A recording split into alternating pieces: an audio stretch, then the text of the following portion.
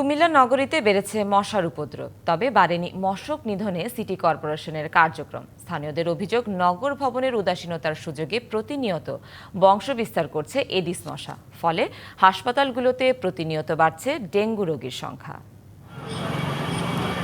কুমিল্লায় মশার উপদ্রবে অতিষ্ঠ নগরবাসী। সন্ধ্যা নামতেই বাড়ে তীব্রতা। বাসাবাড়িতে স্প্রে বা কয়েল ব্যবহারেও মিলছে না নিস্তার। এতে নগর জুড়ে বাড়ছে ডেঙ্গু ও মশাবাহিত রোগ। এমন পরিস্থিতি নিয়ন্ত্রণে মশা নিধনের কার্যক্রমে সিটি কর্পোরেশনের ঢিলেঢালা ভাব। এ কার্যক্রমকে দায়সারা ও লোক দেখানো বলছেন বাসিন্দারা। সিটি কর্পোরেশনের কোনো লোক নেই, যারা দায়িত্ব পালন করছে এরা দেয়, আর দিয়ে যাতে ওষুধ একদিন দিলে 1 মাস দেয়, 1 মাস পরে আসে। ঘরে ঘরে জ্বর হচ্ছে এই মশার কারণে। সিটি কর্পোরেশন মধ্যে প্রায় 1 মাস 2 মাস আগে একটু ছিড়িয়ে গেছে, এই পর্যন্ত আর কোনো প্রতিকার নাই।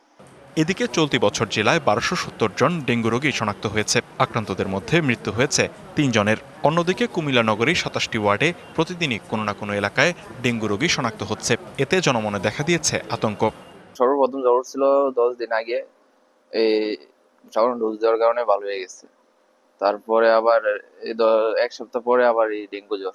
ডেঙ্গু টেস্ট করাইলাম, করানোর পরে ডেঙ্গু পজিটিভ আসছে। প্লাটিলেটো প্রথম দিন আসছে 1.5 লাখ, একদিন পরে আবার যেটা করেছে এটা আসছে 34,000।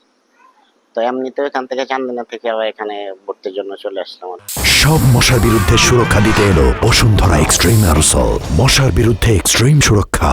তবে কর্তৃপক্ষের দাবি, মশক নিধন কার্যক্রম চললেও বাসিন্দাদের অসচেতনতায় প্রজনন ঠেকানো যাচ্ছে না।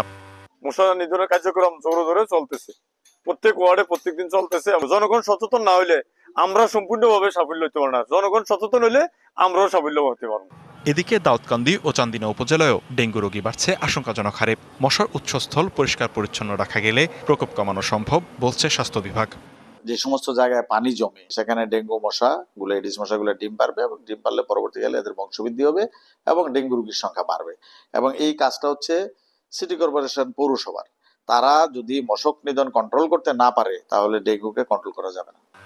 কুমিল্লা সিটি কর্পোরেশনে জনবল সংকট তীব্র আকার ধারণ করেছে। 242টি পদে জনবলের বিপরীতে কর্মরত আছেন মাত্র 67 জন, যার প্রভাব পড়ছে মশক নিধন ও ডেঙ্গু মোকাবেলায়ও। DBC news desk.